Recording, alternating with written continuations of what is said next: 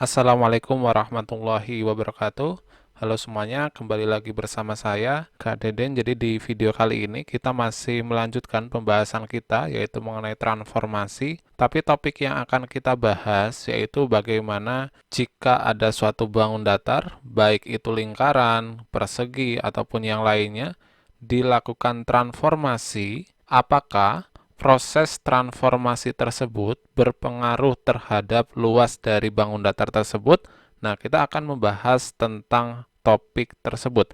Oke, langsung saja. Jadi misalkan di sini terdapat suatu lingkaran L. Lingkaran L ini dia dicerminkan kemudian dilatasi. Yang ditanyakan itu adalah luas bangun hasil transformasinya itu berapa.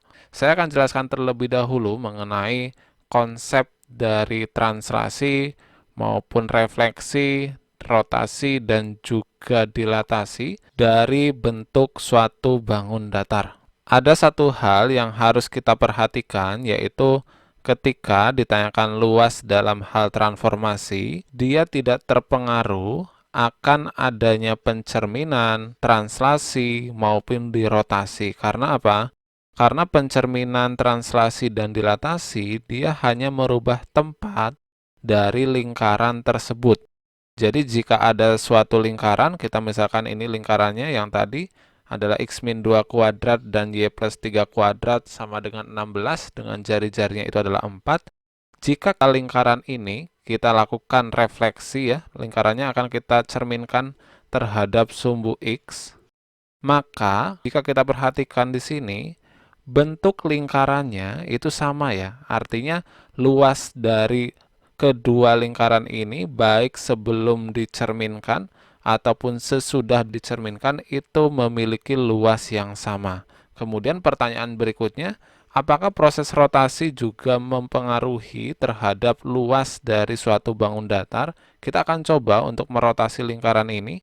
Misalkan kita akan merotasi sejauh 90 derajat, kita akan rotasi dengan pusatnya itu adalah 0,0, atau pusatnya kita misal di sini nih pusatnya 2,2, kita akan rotasi 90 derajat. Maka jika kita perhatikan di sini bentuk dari lingkaran tersebut itu tidak berubah, yang berarti bahwa luas dari bayangan lingkaran itu tidak berubah ketika dilakukan rotasi. Begitupun jika kita lakukan translasi, karena translasi sendiri kita hanya menggeser. Kemudian pertanyaan berikutnya, kapan luas lingkaran itu akan berubah jika dilakukan transformasi? Jadi suatu lingkaran ataupun bangun datar yang lainnya itu akan berubah untuk luasnya jika dilakukan didilatasi. Kenapa? Karena didilatasi sendiri itu adalah memperkecil atau memperbesar ya. Jadi misalkan di sini kita memiliki lingkaran, kita akan dilatasi dengan faktor skala 3 misalkan. Kita klik dulu lingkarannya, kemudian misal pusat dilatasinya itu adalah 0,0, akan kita dilatasi dengan faktor skala 2 ya misalkan, maka akan terbentuk lingkaran baru dengan jari-jarinya itu 2 kali dari jari-jari lingkaran yang pertama. Jadi suatu bangun datar dia akan berubah untuk luasnya jika ditransformasikan terhadap didilatasi. Oke, kita akan kembali ke contoh soal yang tadi. Berarti jika di sini terdapat suatu lingkaran, dia dicerminkan terhadap garis Y sama dengan 4 min X, berarti dia itu tidak berpengaruh terhadap luas lingkaran tersebut. Artinya kita fokus saja langsung ke proses didilatasinya dengan faktor skala yaitu 3. Tapi sebelum menentukan ataupun sebelum kita melakukan didilatasi, alangkah lebih baiknya kita harus menentukan jari-jari dari lingkaran L. Berapa jari-jarinya? Oke, untuk menentukan jari-jari suatu lingkaran, yaitu kita bisa menggunakan formula, yaitu akar dari 1/4 dari A kuadrat, kemudian ditambah dengan 1/4 dari B kuadrat dikurangi dengan C. Dengan A, B, dan C-nya itu adalah masing-masing koefisien dari X, ini X ya seharusnya. Ini adalah koefisien dari X adalah A. Kemudian ini koefisien dari Y adalah B. Sedangkan untuk C-nya di sini adalah minus 3. Kemudian tinggal kita substitusikan aja. Berarti di sini menjadi 1/4 dari min 4 kuadrat berarti 16 ya. Kemudian ditambah 1/4 dari 6 kuadrat yaitu 36. Kemudian dikurangi dengan minus 3. Jadi hati-hati ya, karena di situ C-nya adalah min 3. Berarti jika kita sederhanakan, untuk jari-jarinya ini menjadi 4 ditambah dengan 9 ditambah dengan 3. Atau sama dengan akar 16. Berapa akar 16? Akar 16 itu adalah 4. Nah, ini adalah jari-jari lingkaran sebelum dilakukan didilatasi. Nah, kalau kita lakukan didilatasi, artinya jari-jarinya sekarang itu adalah 3 kali lipatnya jari-jari yang pertama. Atau hasil didilatasinya, atau kita berikan R aksen ya, itu dia menjadi 4 kali 3. Karena di sini faktor skalanya adalah 3, sehingga jari-jari lingkarannya adalah 12. Sehingga dapat kita simpulkan bahwa luas lingkarannya setelah dilakukan proses transformasi itu adalah pi R kuadrat. Atau ini menjadi pi, R-nya adalah 12 kuadrat. Kita peroleh luas bayangannya itu adalah 144 pi. Oke, kemudian itu adalah cara menentukan hasil ataupun luas dari hasil transformasi suatu bangun datar.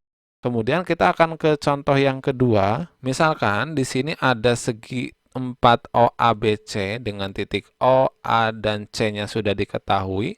Kemudian jajar genjang tersebut itu ditranslasi oleh matriks. Nah, kita ingat bahwa jika suatu bangun datar ditranslasi, dia tidak terpengaruh terhadap luasnya.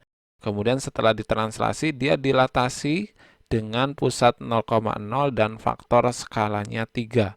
Yang ditanyakan adalah luas jajar genjang tersebut itu berapa. Berarti langkah pertama yang harus kita lakukan bahwa kita itu harus membuat koordinat kartesius terlebih dahulu untuk meletakkan titik-titik yang telah diketahui. Di mana tadi titik yang pertama itu adalah 1,1. Jadi kita tuliskan 1,1.